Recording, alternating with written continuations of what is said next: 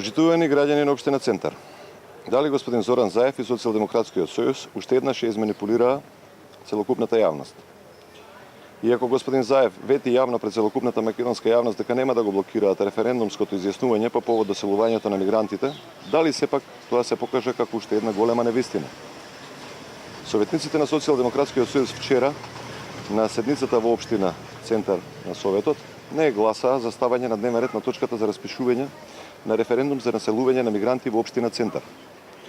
Нас, како советничка група, не ни е јасно од што Социјалдемократскиот сојуз толку многу се плаши, што не дозволи ова прашање да се стави пред жителите на Центар и на тој начин им ја ускрати можноста на Центарци да се изјаснат по ова прашање.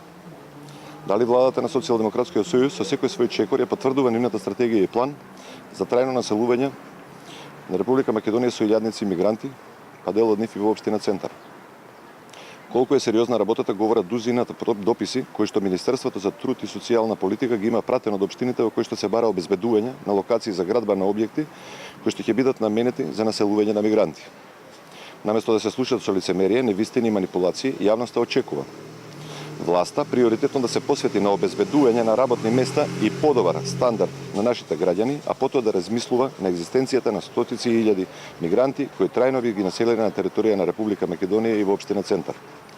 Социјалдемократскиот сојуз во општина Центар покажа како целосно неодговорно се обидува да го игнорира мислењето и да спречи волјата на граѓанското здружение и да спроведе стратегија спротивно со волјата на дел од жителите на Центар. Советничката група на ВМРО ДПМН во Центар секогаш ќе се залага приоритет да биде грижата за граѓаните на општина Центар и за нив да се обезбедат подобри услови за живот.